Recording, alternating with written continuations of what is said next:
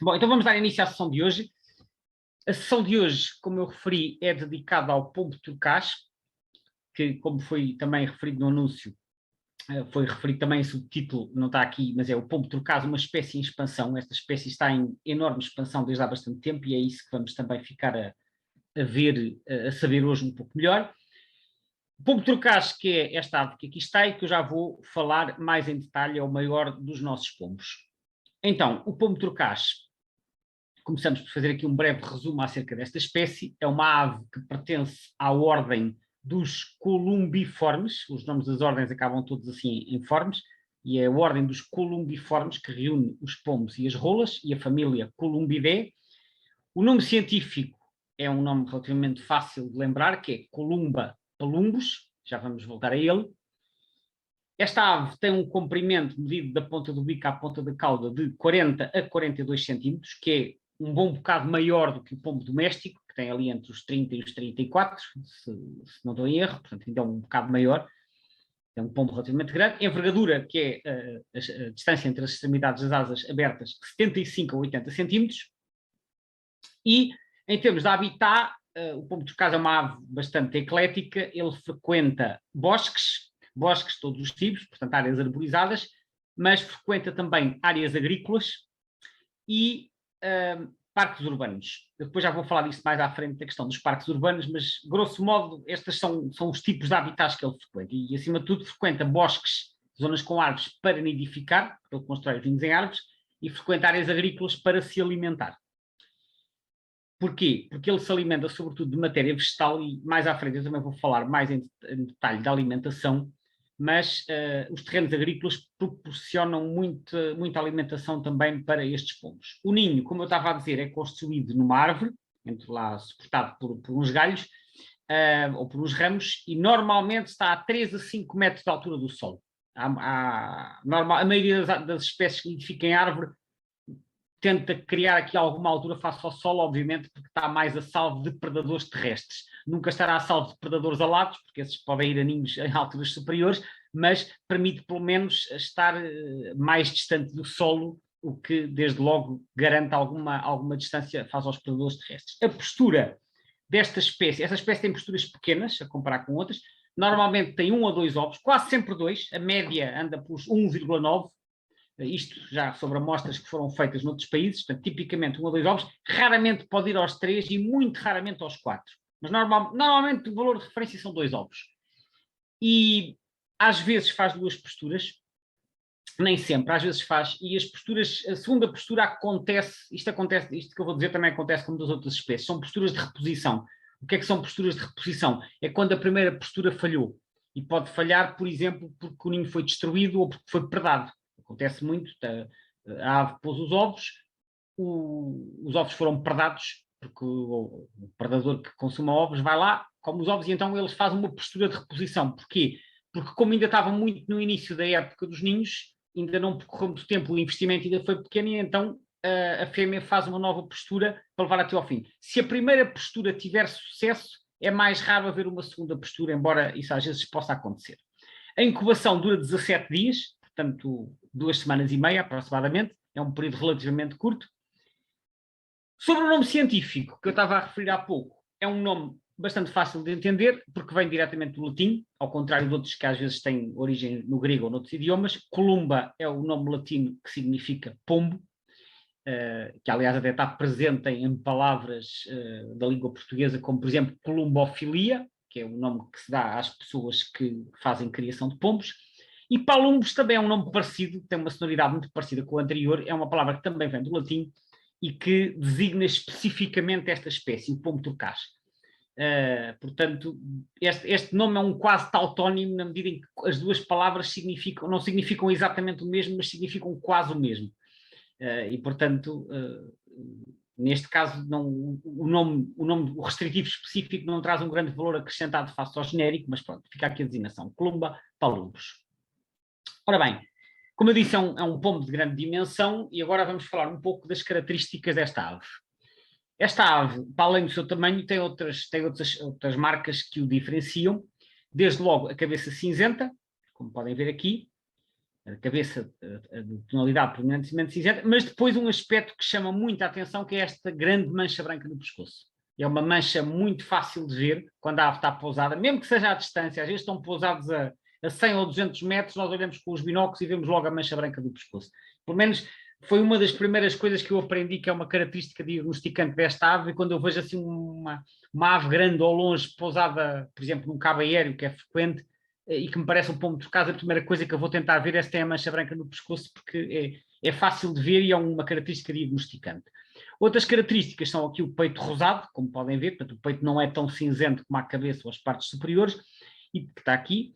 E depois, por fim, outra característica que se nota muitíssimo bem, quer pousado, quer em voo, que é esta barra preta muito larga na cauda, que contrasta com a base da cauda, que é assim mais cinzenta, e depois não é a base, a parte intermédia, depois a base é outra vez mais escura. Portanto, a cauda acaba por ter uma espécie de barra tricolor, e já me aconteceu às vezes ir a caminhar no meio de um bosque e encontrar um conjunto de penas, que são estas penas da cauda, que são assim, normalmente mais quadradas e mais simétricas do que as das asas, que são mais curvas, e ver assim estas barras de 3 cores e perceber, olha, isto eram penas de um pombo trocaz, que pode ter sido atacado por um gavião ou por qualquer outro predador, e então são relativamente fáceis de reconhecer precisamente por causa deste padrão tricolor.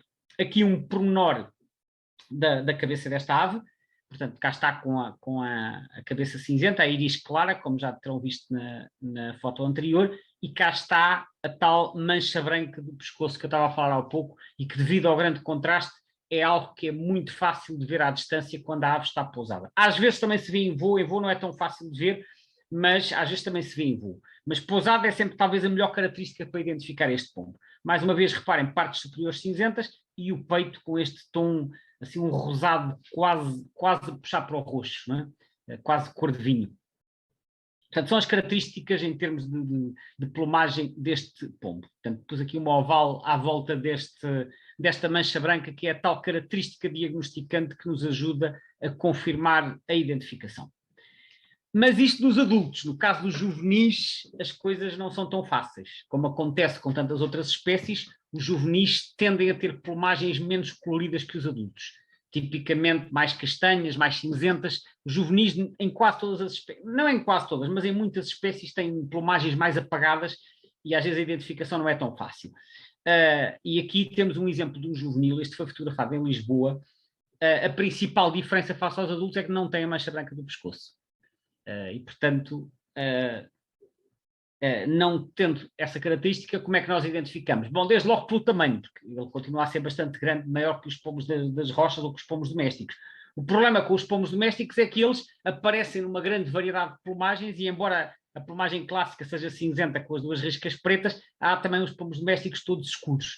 Portanto, os juvenis às vezes podem ser assim, um bocadinho menos óbvios, mas há aqui umas pistas, para além do tamanho. A barra, cá está a barra grande escura na cauda, que já está aqui a formar, que eu falei há pouco, e depois esta mancha branca na asa, que se vê muito bem em voo também nos adultos, já vão ver agora nas fotos seguintes, mas para além da mancha do pescoço, os pombos trocados têm uma mancha branca na asa, e a mancha branca da asa aparece logo nos juvenis. Ela já está aqui presente, embora esteja um bocadinho escondida. Um pormenor que se nota também nos pombos e nas rolas é que os juvenis, ao contrário dos adultos, têm o bico muito mais longo. Não é muito normal nas aves, mas nos colubiformes acontece, tem o bico mais longo e ele depois encurta. Eu penso que tem a ver com a alimentação dos juvenis. E aqui também se nota nesta fotografia que o bico está assim desproporcionalmente longo face àquilo que é o bico de um adulto. Pronto, mas então o aspecto a reter não tem a mancha branca no pescoço, mas já cá está a tal barra escura na cauda aqui a formar-se. Portanto, assinalei só aqui o pescoço que está mais uniforme. Eu penso que esta ausência de mancha branca dura até outubro, aproximadamente. Setembro, outubro. Em voo. Bom, em voo, o que é que temos? Temos a tal mancha branca do pescoço, que nós já vimos há pouco, mas temos a mancha branca das asas que eu estava também a referir. Esta mancha branca das asas é, na minha opinião, a melhor característica para identificar o pombo trocado em voo, porque vê-se muitíssimo bem, mesmo ao longe. Portanto, mas para além do grande tamanho também, que é sempre algo que ajuda, só que se nós vimos uma ave isolada a passar, nem sempre é fácil avaliar o tamanho, não temos nada para comparar, e portanto é bom nós termos noção de outras características que nos ajudam a identificar. E o pombo trocaz pode-se confundir com o quê? Com o pombo doméstico, eventualmente com o pombo bravo, que é o colomboenas, embora esse não seja tão comum, mas quando estamos a ver ao longe, às vezes é muito difícil avaliar o tamanho. Portanto, tentar ver as manchas brancas das asas, no caso do voo, são, como podem ver, são aqui estas fiadas de penas que são as grandes coberturas, estas são as secundárias, as grandes coberturas estão por cima das secundárias e depois aqui as médias e as pequenas. Portanto, esta mancha apanha aqui as grandes coberturas, as médias e as pequenas, nesta zona aqui intermédia da asa. E depois cá está a mancha branca do pescoço, cá está a barra escura da cauda. E outro pormenor que eu também acho muito útil, às vezes, para distinguir pombos domésticos com aquelas colorações um bocadinho diferentes do habitual, distinguir os pombos domésticos dos outros pombos todos, há uma característica extremamente útil que eu uso sempre que vejo um bando de pombos, sempre. Os pombos domésticos, qualquer que seja a sua coloração, sejam eles castanhos, pretos, brancos, malhados, têm sempre a asa branca por baixo. O doméstico. Este não, este tem a asa assim já de um cinzento mais escuro. Portanto, o pombo doméstico, asa branca por baixo. Às vezes só com uma orlazinha escura, mas de resto branco. O pombo trocaz tem a asa cinzenta e o pombo bravo, que é o colomboenas, também tem a asa cinzenta por baixo. Portanto, quando estamos em voo, olhar para a cor de baixo da asa e depois, se suspeitarmos que é um trocaz, tentar ver estas manchas brancas e a barra preta na cauda. São as principais características para identificar. Cá está, manchas brancas nas asas e no pescoço. Aqui uma outra foto. Aqui só vemos por baixo, e quando vemos por baixo não conseguimos ver as manchas brancas que estão por cima da asa, que seriam as tais mais características. Então como é que nós identificamos? Temos, cá está a mancha branca do pescoço, esta só vamos ver se ele passar relativamente perto, porque é mais pequenina. Cá temos a asa cinzenta por baixo e não branca. Branca é no pombo doméstico, como eu disse, doméstico e o das rochas. E cá está a barra preta na cauda. E pronto, depois o tal aspecto robusto, pesado, o tamanho maior, pesa embora a subjetividade, mas nós também notamos que um bicho maior bate as asas mais devagar e tem um voo muito pesado. Isto depois vai também um bocadinho com a experiência, mas, portanto, o que nós vemos nesta foto tirada por baixo é mancha branca no pescoço e a barra preta na cauda, são as características que nós identificamos aqui, que nos permite dizer que é um pombo trocaz. Se fosse um juvenil, não teria a mancha branca, mas tem a mancha, perdão, a barra preta da cauda. Agora, para terminar esta parte de identificação, aqui uma foto de uma situação que nós vemos também com alguma frequência, que é um bando de pombos trocados a voar ao longe. Enquanto ao longe, às vezes são muitos, assim numa formação um bocadinho desordenada, eles vão assim todos ao molho, não dá para ver pormenores, mas há algo que se destaca logo. Reparem, em quase todos estes indivíduos, pelo menos os que têm as asas para cima, vemos as manchas brancas da asa. Mais ou menos a meio da asa, aquela mancha que eu estava a mostrar há pouco. E, portanto, quando vemos assim algo ao longe que nos parece pombos trocados, e se está demasiado longe para vermos outros pormenores, aquilo que nós temos que procurar é a tal manchinha branca da asa, e que aqui se vê muitíssimo bem. Portanto, aqui, olhando para esta foto, mesmo sem ver mais nada, já sabemos que são pombos trocados só por ver a mancha branca. Portanto, isto são as várias características que eu acho que são úteis, dependendo se a ave está perto, se está longe, se está em voo, se está pousada, se estamos a ver por cima ou se estamos a ver por baixo, já temos aqui uma série de elementos que são úteis para confirmar a identificação. Agora, passamos a outros aspectos, falar um pouco da alimentação. Como eu referi há pouco, o pombo trocaz alimenta-se essencialmente de matéria vegetal. Eu disse essencialmente porque pontualmente eles podem consumir pequenos invertebrados ou assim, portanto não são exclusivamente, não se alimentam exclusivamente de matéria vegetal, mas é a base da alimentação em matéria vegetal, por isso é que está aqui o essencialmente. E aqui a matéria vegetal inclui muitas coisas, dependendo da época do ano e dependendo do habitat em que eles se encontram, mas pode incluir folhas verdes, portanto verduras das árvores, pode incluir frutos, pode incluir sementes. Sementes aqui inclui, por exemplo, sementes de cereais, por isso é que eles depois vão para as áreas agrícolas também, quando haja culturas de cereais. Pode incluir rebentos nas árvores e flores, obviamente que isto também dependerá, como vem aqui, muito da época do ano, portanto, eventualmente rebentos e flores será mais na primavera e sementes se calhar será mais no final do verão ou do outono, mas dependerá, como eu disse, das regiões e daquilo que tiver disponível. No caso de Espanha, eu digo de Espanha porque em Portugal não há grandes estudos sobre a dieta desta espécie, mas em Espanha houve alguns estudos, e Espanha é um país que para nós tem sempre algum interesse sabermos o que se passa lá, porque nós partilhamos muita coisa com Espanha em termos de habitat e de clima, e portanto muitas vezes é um país que é bastante próximo em termos também da ecologia das espécies. Ora, em Espanha foram feitos estudos que mostraram que uma grande componente da alimentação são as bolotas. As bolotas, para quem não sabe, são aquele frutozinho rijo que é produzido pela azinheira e pelo sobreiro. e por outros carvalhos também, que dão bolotas. Mas a azinheira e o sobreiro têm muita expressão na Península Ibérica e aqueles frutos são muito nutritivos. Os grossos também se alimentam muito de bolotas. E então chegou-se à conclusão que as bolotas desempenham um papel muito relevante na alimentação dos pomos trocados em Espanha. Para além disso, consomem sementes de diversos cereais, cá voltamos nós aos cereais e aos campos de cultura, e verificou-se também que a proporção de bolotas aumenta ao longo do inverno. Eu já tinha lido há uns anos que nos grossos acontece a mesma coisa. Os grossos que vêm cá passar o inverno, quando chegam em outubro e novembro, passam bastante tempo nos campos de cereal e depois, à medida que o outono vai avançando e dando lugar ao inverno, eles movimentam-se mais para os azinhais. Portanto, eu julgo, sem certeza não fui confirmar, mas julgo que isto também tem a ver com o calendário da produção de bolota e, portanto, provavelmente ao longo do inverno aumenta a quantidade de bolotas disponíveis e eles vão aumentar a quantidade de bolotas. Por outra razão também, é que as bolotas, sendo um alimento altamente energético, vai-lhes dar energia para a migração que eles grossos têm que fazer depois de regresso ao norte da Europa. Provavelmente nos pomos isto também se aplica, porque muitos dos nossos pomos trocados são migradores e eles precisam depois de energia para fazer a migração de retorno às áreas de reprodução e talvez isto ajude a explicar porque é que a proporção de bolotas aumenta ao longo do inverno. Mas não li a confirmar se é este o motivo, mas para mim faz sentido que seja pelo menos uma das razões. Portanto, ficamos aqui com uma noção, então, da alimentação do pomo trocaz. Agora, a habitual ficha sobre o Estatuto de Conservação. O pomo trocaz está na categoria LC, que é Least Concern, que em português se costuma designar por pouco preocupante. Isto é retirado do site da BirdLife International, que tem fichas para todas as espécies de aves do mundo. Portanto, isto é o Estatuto Global de Conservação, é uma espécie que não está ameaçada, porque é uma espécie muito abundante e que até está com as populações em crescimento, portanto está pouco preocupante. A nível europeu, de acordo com o livro vermelho europeu, também tem um estatuto pouco preocupante, e em Portugal a mesma coisa, tem um estatuto de pouco preocupante, porque é uma espécie igualmente abundante. Portanto, não é uma espécie neste momento que suscite quaisquer preocupações a nível de conservação. Falando agora um pouco da distribuição no mundo, há aqui aspectos muito interessantes que eu vou partilhar. Aqui, mais uma vez, o mapa retirado do site. Peço desculpa que não é isto que eu queria passar. Agora sim, o mapa retirado do site da BirdLife, e temos aqui um mapa colorido.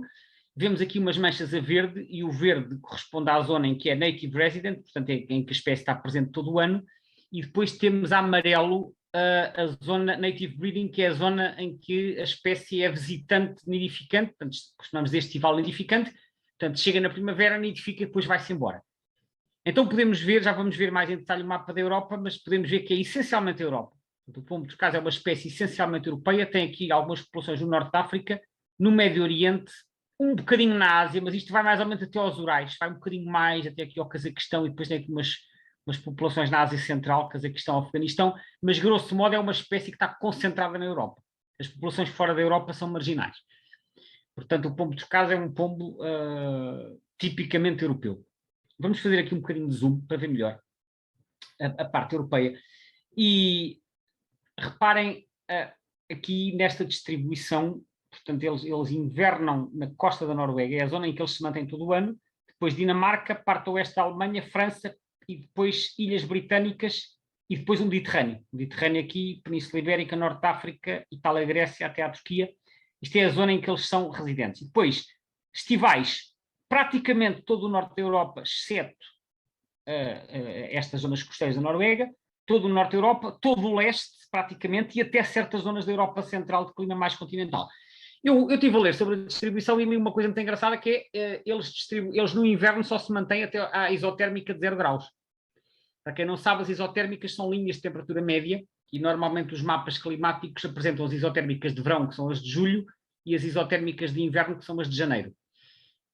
E às vezes, em certos livros, a distribuição das aves é caracterizada de acordo com as linhas isotérmicas. Porquê?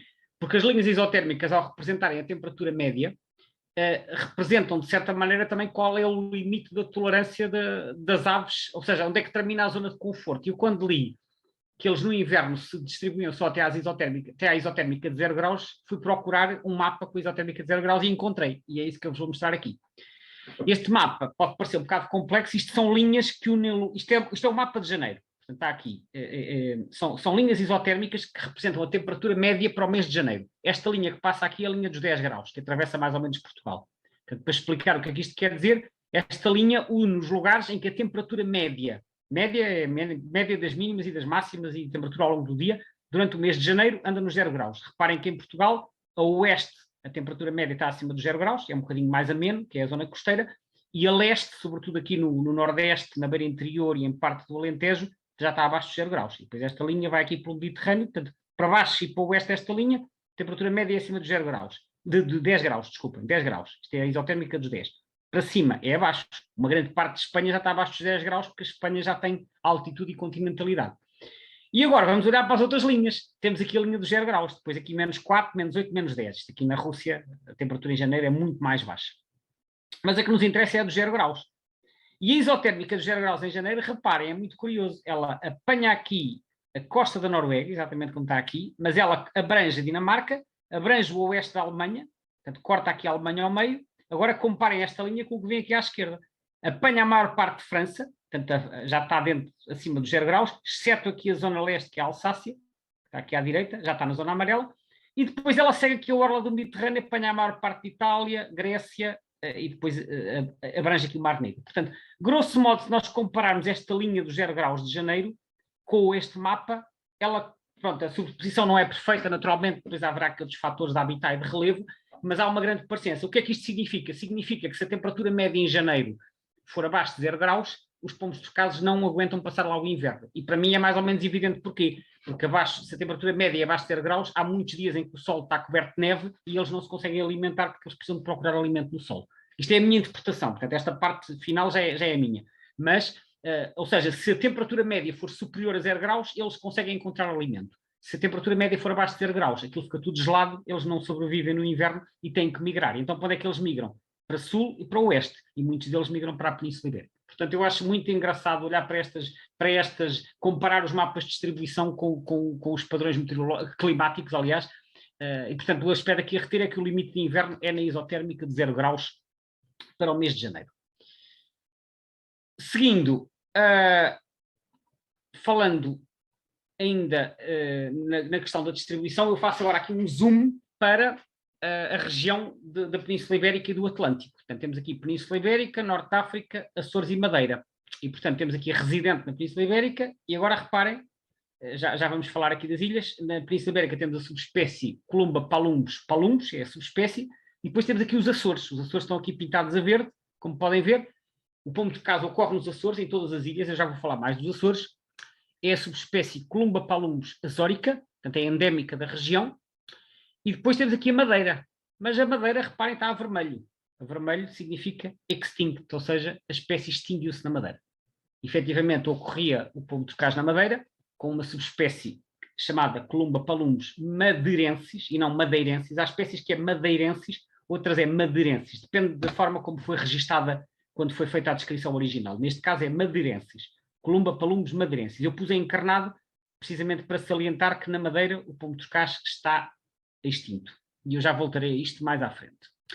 Portanto, esta é a situação. Nós temos 3 subespécies em território português, sendo que 2 mantêm-se vivas, ou enfim, existentes, e a terceira extinguiu-se. Já vou voltar à situação de Portugal.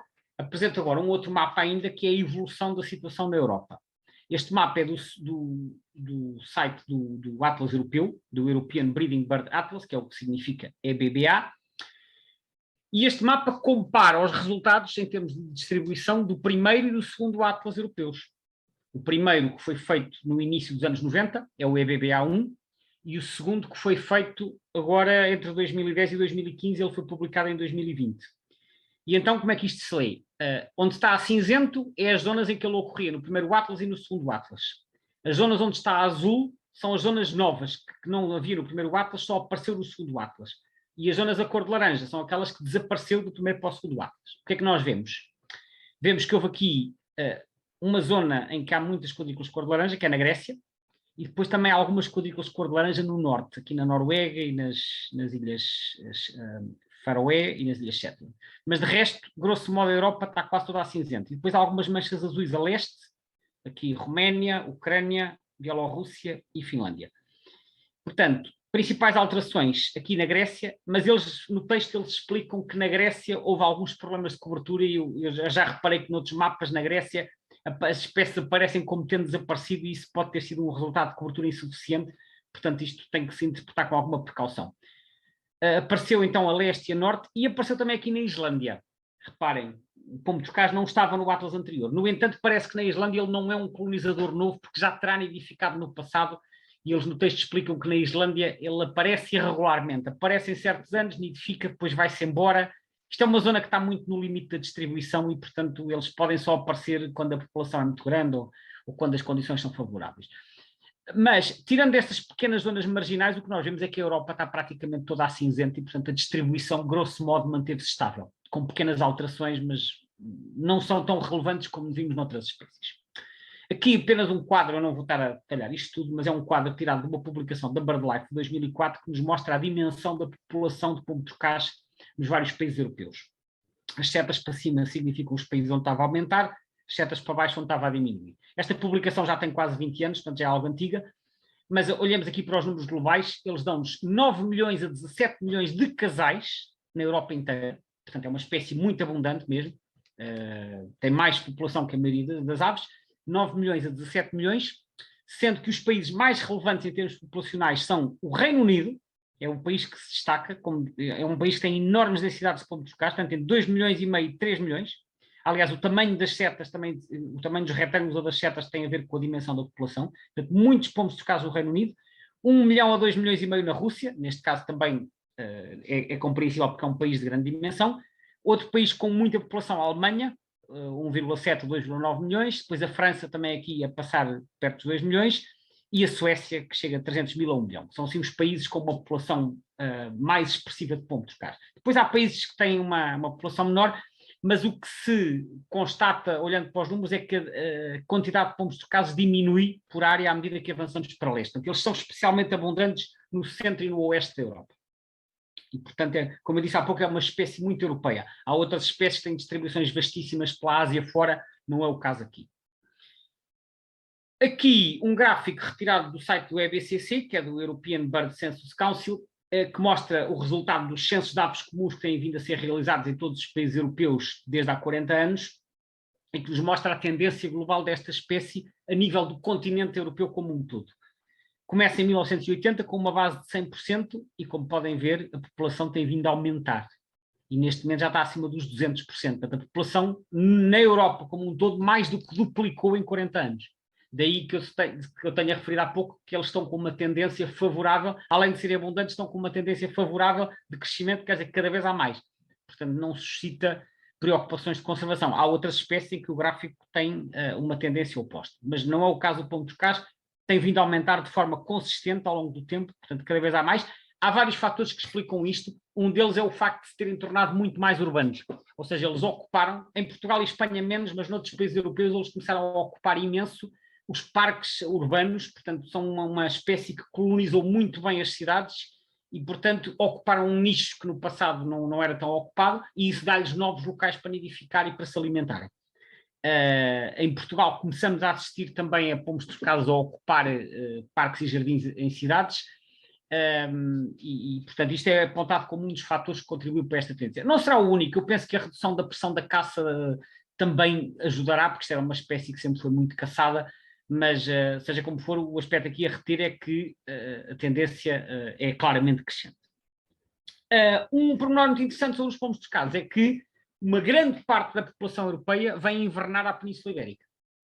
Portanto, daqueles milhões todos que nós vimos ali, que eram tenho que ver outra vez, que me esqueci, 9 a 17, peço desculpa, 9 a 17 milhões, uma grande parte destes pombos vem invernar à Península Ibérica. E eles atravessam os Pirineus, eles não migram pelo mar, eles migram por terra, e vão pelo meio dos Pirineus e passam naqueles, em francês chama-se les cols, que são uma espécie, em português, penso que um dos tempos que se utiliza para isso é as portelas, que é quando há assim passagens entre duas montanhas, que às vezes eram percursos pedestres, para atravessar as montanhas, os pombos passam por essas portelas, e o que é que acontece? Desde há muitos anos que é feita uma contagem dos pombos em migração através dessas portelas, dessas passagens. E todos os anos, em outubro e novembro, há umas equipas que estão diariamente ali a contar os pombos que passam. Só que as passagens vêm concentradas em muito poucos dias. E então, eu pus aqui só um exemplo, mas isto está neste site, quem tiver curiosidade em consultar é palombe.com, é um site francês que tem as contagens desde 2000 e... já não me lembro em que ano é que isto começou, mas já foi há muitos anos. E eu pus aqui como exemplo as contagens de 2020 e vemos aqui desde 15 de outubro até 15 de novembro, 4 portelas ou 4 pontos de passagem, aqui com estes nomes, e os totais de passagens acumulados dos vários sítios. E reparem que neste ano em concreto as passagens dão-se quase todas, aqui no dia 29, 30 de outubro, em que passaram num dia 600 mil, no outro dia 800 mil, e depois no dia 5 de novembro em que passam mais 800 mil. Nos outros dias passaram pouquinhos. Portanto, é muito engraçado, isto acontece quase todos os anos, os dias podem não ser os mesmos, depende da meteorologia, mas há ali 2 ou 3 dias em que nos Pirineus há uma passagem massiva que em certos anos pode passar 1 milhão de pombos num dia. E eles vêm quase todos invernar para a Espanha e para Portugal.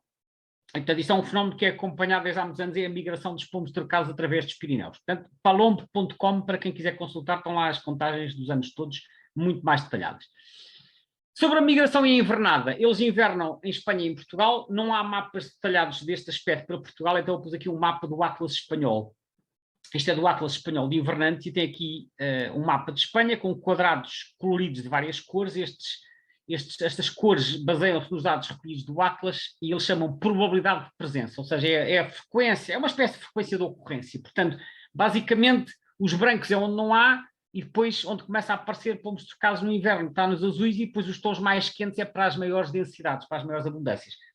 E o que é que nós vemos aqui? Vemos que há aqui uma zona muito importante no centro da península, muito importante mesmo para os pombos trocados, que é aqui em Castela-A Mancha, sobretudo, certas zonas da Extremadura e depois a parte norte de Andaluzia. Para quem conhece a geografia de Espanha, isto será essencialmente a província de Toledo, que é esta que está aqui, Madrid, Toledo, Cáceres, uma parte de Badajoz, e depois aqui embaixo o norte de Sevilha, Córdoba, a Ciudad Real e Jaén. Portanto, são as zonas principais. Haverá outras, mas aqui há uma enorme concentração, provavelmente devido à disponibilidade de alimento. Isto é uma zona que tem imensas azinheiras, toda esta zona aqui de Toledo e a parte interior da Extremadura, azinheiras e outras árvores.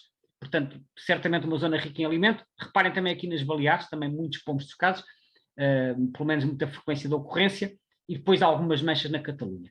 Em Portugal não há um mapa, mas daquilo que eu li, os 3 distritos que têm maior concentração de pombos trocados no inverno são Setúbal, Évora e Porto Alegre. São as 3 zonas principais. Em Setúbal costumava haver na zona de Alcácer do Sal um grande, enorme dormitório perto do estuário do Sado. Em tempos referiam-se valores da ordem de 1 milhão de pombos. Eu penso que isto eram estimativas, não sei se... Penso que o dormitório ainda existe, não já com esta ordem de grandeza, mas o que se dizia é que eles dormiam aqui ao pé do Sado e depois iam se alimentar para outras áreas do Alentejo. De qualquer forma, portanto, a zona central da península e grande parte do Alentejo são as principais zonas de invernada, então, destes pombos todos que vêm de vários países europeus. Fiz aqui um excertozinho de um texto do Atlas Espanhol, em que eu sublinhei apenas esta parte em que eles dizem, isto sabe-se com base em aves anilhadas, ou marcadas por satélite, ou a origem dos pombos que vêm cá invernar. Então, os principais países de origem: República Checa, leste da Alemanha, Polónia, países bálticos, que é Estónia, Letónia e Lituânia, sul da Suécia e da Finlândia. São todas aquelas zonas que estavam a amarelo, portanto, que estão para lá da isotérmica de 0 graus, onde eles não aguentam no inverno, então esses pombos vêm todos por aí abaixo passar o inverno, uma grande parte deles vem invernar à Península Ibérica. Quanto às aves que nidificam cá, porque nós também temos aves nidificantes, o que diz no Atlas Espanhol é que a população ibérica é considerada sedentária, ou seja, estes ficam por cá todo o ano, mas que a sua abundância se reduz no inverno em muitas regiões. E se nós virmos aqui o mapa atrás, onde é que eles faltam? Faltam nas zonas de montanhas. Isto é a Cordilheira Cantábrica, isto é o sistema ibérico, este é os Pirineus e aqui é o sistema bético. Portanto, e eu também constatei isso num estudo que fiz na Serra da Estrela, eles no inverno descem das zonas de altitude para as terras baixas. Portanto, mesmo a nível da Península Ibérica, há alguma migração altitudinal. Porquê? Porque as zonas de altitude ficam cobertas de neve. É exatamente a mesma razão que acontece noutros países da Europa. Portanto, eles fogem das zonas com neve para as terras baixas onde se conseguem alimentar no inverno. Bom, para terminar, falar um bocadinho da situação em Portugal. Isto é uma imagem do segundo Atlas de aves nidificantes, que foi feito entre 1999 e 2005. No mapa da esquerda vemos a distribuição, com as bolinhas nas quadrículas, sendo que as bolinhas grandes é a nidificação confirmada, médias é provável e pequenas é possível. Vemos que o pombo trocado está praticamente em todo o território como nidificante. A única zona assim da ausência mais expressiva nesse Atlas era aqui numa parte do Alentejo litoral e talvez nas zonas mais costeiras do Algarve, mas de resto praticamente em todo o território. Eu penso inclusive que eles estão a expandir e que agora já ocorrem em maior quantidade aqui nesta zona em que havia falhas. O mapa da direita é o mapa de abundância relativa, e que também tem um gradiente de cores. E o que é que podemos ver? As cores são mais quentes, onde é mais abundante, eles são mais abundantes na metade norte, portanto, a norte do Tejo, principalmente aqui no Nordeste. Trás-os-Montes é a zona com maior densidade de pombos trocados, e depois esse diminui para sul e para o litoral. Aqui no interior alentejano também alguma expressão, mas menos que no Nordeste, e cá está o tal buraco aqui no litoral alentejano, que corresponde a zonas onde eles ocorrem em densidades mais baixas. Portanto, isto do Atlas das aves nidificantes em Portugal. Falando agora um pouco da situação nos Açores. Os Açores, como eu disse, têm a subespécie Columba palumbus açórica. Isto também é do segundo Atlas de nidificantes. Podemos ver aqui as 7 ilhas. Eles ocorrem em todas as ilhas. Aqui o mapa das densidades, que não tem densidades, abundâncias para as flores e para o corpo, talvez por não ter dados quantitativos.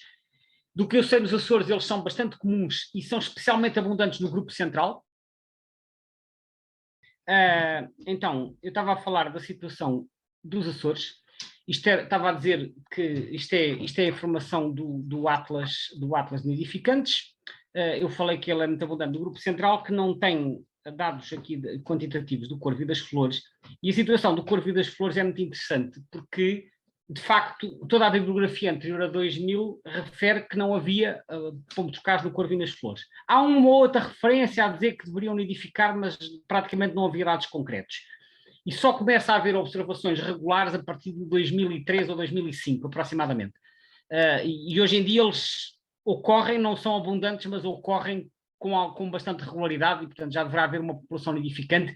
O que se pensa, isto não há certeza, o que se pensa é que eles tenham expandido e que tenham colonizado estas duas ilhas recentemente, embora não há uma certeza absoluta, porque não há muitos dados antigos, mas a situação parece ser esta. Portanto, nos Açores, o Columba palumbus açóricos é comum no grupo central, é comum no grupo oriental e aparentemente colonizou o grupo ocidental há menos de 20 anos. Relativamente à situação na Madeira, a Madeira é um caso mais complicado e, obviamente, há muito menos informação. A Madeira, como eu disse, o pombo de cá está extinto. Isto aqui é um print screen, ou melhor, uma fotografia que eu tirei do livro Bannerman and Bannerman, que é Birds of the Atlantic Islands, e que eles falam do Columba palumbus madeirensis, que era então o pombo trocaz que ocorria na Madeira. Não confundir com o Columba trocaz, que é o pombo nativo da Madeira. Este é o nosso pombo trocaz, e que era referido no Bannerman como sendo pombo claro. Isto porque o pombo trocaz que ocorre na Madeira é o pombo negro. Portanto, na Madeira havia 2 pombos. Isto pode parecer um bocado estranho que naquela ilha houvesse 2 espécies de pombos, mas quem conhece as Ilhas Canárias, nas Ilhas Canárias também há 2 espécies de pombos que ocorrem numa série de ilhas, que é o Columba boli e o Columba genónia.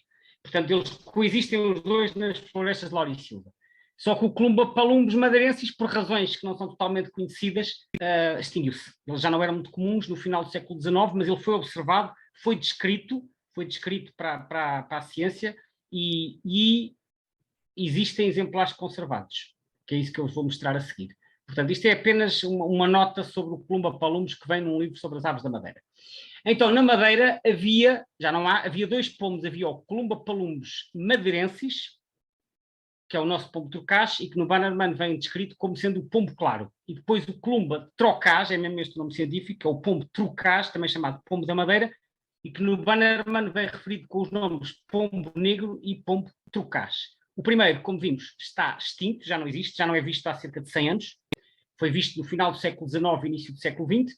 E este existe na Madeira, é residente, é endémico, é relativamente frequente. Aliás, até causa bastantes problemas à agricultura, e às vezes há programas de abate de pombos, mas convém deixar isto claro, porque às vezes há algumas confusões acerca disto. O pombo trocaz que ocorre atualmente na Madeira é apenas este e não é a mesma espécie do que ocorre no continente. Só que como os nomes são muito parecidos, isto às vezes gera alguma confusão, e há pessoas, até na Madeira, porque já me contaram, que pensam que esta espécie é uma espécie abundante, que não há problema nenhum, porque há por todo lado e há no continente. Não é a mesma espécie. Esta espécie é endémica da Madeira. O nosso pombo trocaz já ocorreu na Madeira, infelizmente está extinto. Eu encontrei 2 fotografias na net, que são fotografias de aves que se encontram no Museu Municipal do Funchal. das duas espécies. Aqui à esquerda, o columba, isto se calhar lê-se um bocadinho mal, mas dá para perceber, é o pombo claro, está aqui escrito. Isto é um columba palumbes, reparem, a manchinha branca, cá está ela no pescoço e a mancha branca na asa. Pombo claro, columba palumbes madeirenses, que era Madeiran Wood Pigeon. E está aqui Species Extinct in Madeira. Isto é um exemplar que foi capturado no início do século XX e que está preservado, é um dos raríssimos exemplares que existe desta espécie, está preservado no Museu Municipal do Funchal. Aqui, o columba trocaz, que é muito mais escuro, tem só assim uma mancha acinzentada no pescoço, é um bocadinho maior, e que é o tal que é endémico da Madeira, está aqui pombo trocaz, columba trocaz, que em inglês é o long-toed pigeon. Portanto, estão os dois preservados no Museu Municipal do Funchal, e eu achei piada encontrar estas imagens e então resolvi partilhá-las aqui convosco também. Para terminar, o gráfico da frequência de observação em Portugal retirado do eBird. Isto é o total das listas todas que existem no eBird e mostra a frequência com que a espécie é observada. Eu achei este gráfico muito difícil de interpretar, eu não consigo perceber porque é que isto acontece.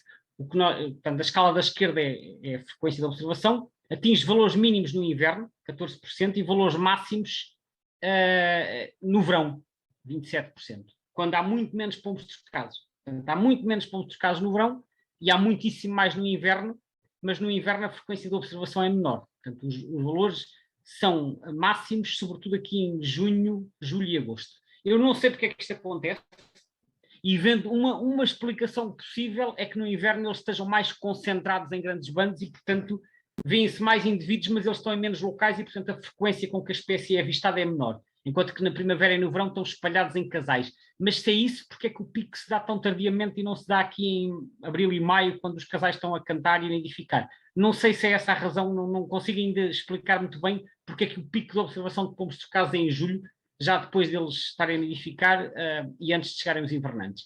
Mas às vezes precisamos de mais dados para conseguir encontrar as respostas a esta questão, mas achei curioso e partilhei aqui também. Pronto, para terminar a ficha resumo, o pombo trocaz, como vimos, é uma espécie de distribuição predominantemente europeia, ocorre na Europa, praticamente em toda a Europa, ocorre no norte da África e no oeste da Ásia, é um migrador parcial no norte e no leste da Europa, sendo residente no sul e no oeste, e o limite da área de distribuição invernal é então a isotérmica de 0 graus para o mês de janeiro. Há uma grande passagem outonal pelos Pirineus, como já vimos, e em que há grandes contagens que são feitas. Estima-se que 2 ou 3 milhões de pombos ou mais entrem todos os outonos pela Península Ibérica e que vão invernar em Espanha e Portugal. Em Portugal, como nidificante, que está aqui, como nidificante, que foi o que vimos do Atlas, é uma espécie comum, mas é mais numeroso no Nordeste transmontano do que no resto do país. Nos Açores, onde há uma subespécie endémica, ele terá colonizado o grupo ocidental, que é as flores e o corvo, pensa-se que por volta de 2003, não se tem a certeza quando é que apareceu, mas as primeiras observações são mais ou menos esta altura, e na Madeira está extinta, era a subespécie Columba palumbes madeirensis. E pronto, com isto chegamos ao final desta sessão, que demorou um bocadinho mais do que o previsto, devido aqui a esta interrupção técnica, mas espero que de qualquer forma tenha sido útil e espero que tenham gostado e, como habitualmente, fico à disposição para quaisquer questões que queiram colocar. Obrigado pela atenção.